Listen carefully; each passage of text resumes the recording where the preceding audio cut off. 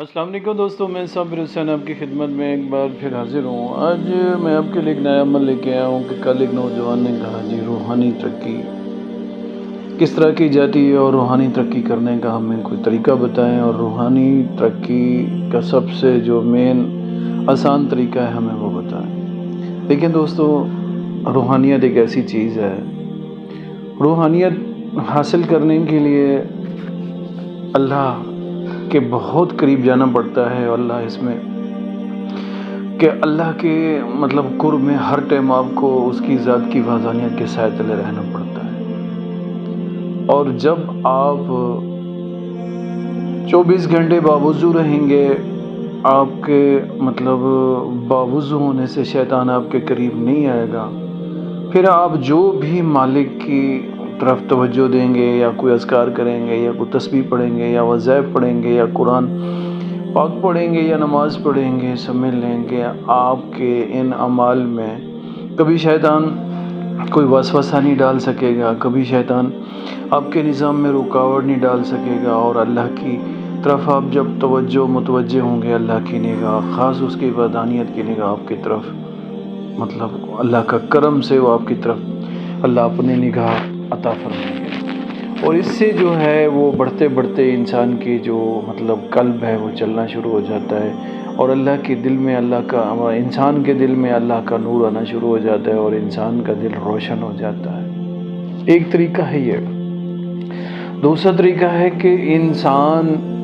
روحانیت اگر اللہ کی طرف ڈائریکٹ اس کا طریقہ وہاں نہیں پہنچ پاتا، اور اس کو لگتا ہے کہ میرا وہاں جاتے جاتے میرے سسٹم میں بہت زیادہ رکاوٹیں آ جاتی ہیں، تو سب سے پہلی سیڑھی ہے روحانیت میں ترقی کرنے کی پیر و مرشد۔ اگر آپ کسی اچھے روحانیت والے پیر کی دست بیعت ہیں، تو سب سے بڑی جو ہے نا آپ کو وہی پاور کافی ہے جو آپ کو اللہ اس میں ذات کے تک اللہ تک پہنچانے کے لیے آپ کا مرشد ہی کافی ہے۔ اگر مرشد سے بھی آپ کو روحانیت نہیں حاصل ہو رہی، اور آپ کو لگتا ہے کہ یہاں بھی میں جتنا چاہتا ہوں اتنی منزل تک نہیں پہنچ پا رہا، اس کے بعد 3 راستے ہیں، میں آپ کو بتاتا ہوں۔ ایک راستہ ہے سب سے پہلے آقا دو جہاں نبی کریم سرکار صلی اللہ علیہ وسلم، آپ آقا کی بارگاہ میں آقا کے تصور میں بیٹھ کے ہر ٹائم درود پڑھا کریں۔ دوسرا طریقہ ہے، کیونکہ یہاں پہ دنیا میں کئی الگ طرح کے لوگ عقیدے ہوتے ہیں، کوئی اللہ کے اوپر یقین رکھتا ہے، کوئی رسول اللہ کو بہت زیادہ عقیدہ رکھتا ہے، کوئی مولا علی پہ بہت زیادہ عقیدہ رکھتا ہے، کوئی ان کی آل پہ، کوئی ان کے اصحاب پہ۔ اور جب آپ کو لگے کہ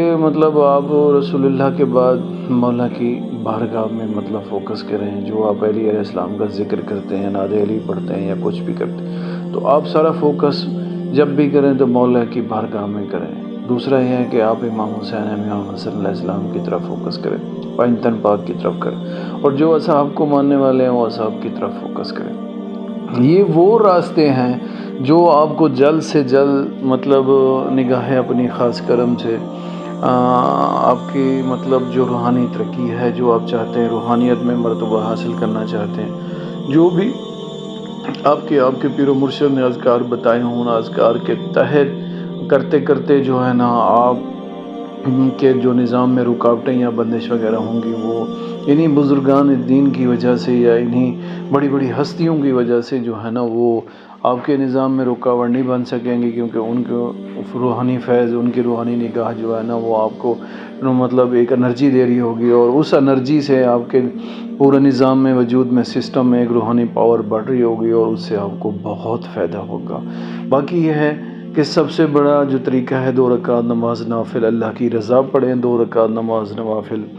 ہم دیدار رسول پاک پڑھیں، فجر کی نماز سے پہلے پڑھ سکتے ہیں، رات کو عشاء کی نماز کے بعد پڑھیں، تو پھر وہیں مراقبے میں بیٹھ کے درود پاک پڑھیں جتنا پڑھ سکتے ہیں۔ اسم اعظم اگر آپ کو اجازت ہے جتنا پڑھ سکتے ہیں پڑھیں، نعت علی پڑھ سکتے ہیں پڑھیں، آیت الکرسی پڑھ سکتے ہیں پڑھیں۔ اس میں بیٹھ کے پھر جب آپ دعا مانگیں، دعا مانگنے کے بعد بغیر کسی سے بات کیے اپنے قلب کو چلاتے چلاتے آپ سو جائیں، تو انشاءاللہ میرا ایمان ہے، اگر آپ خالی 41 دن بھی اس طرح ایک چلے کی شکل میں آپ کر جائیں گے، تو آپ کو روحانیت کا وہ راستہ، وہ منزل، وہ مقام مل جائے گا جو آپ کی خواہش ہے، جو آپ چاہتے ہیں، بلکہ اس سے بھی بڑھ کے ملے گا اور آپ روحانی ترقی کر جائیں گے۔ یہ چھوٹا سا طریقہ ہے، انشاءاللہ زندگی بوفا۔ پھر نئے عمل کے ساتھ ملاقات ہوگی انشاءاللہ۔ اگر کوئی بات نہ سمجھ آئی ہو، میرے واٹس ایپ یا یوٹیوب اپنا کمنٹس میں آپ پوچھ سکتے ہیں، زندگی رہی تو۔ اللہ حافظ، السلام علیکم۔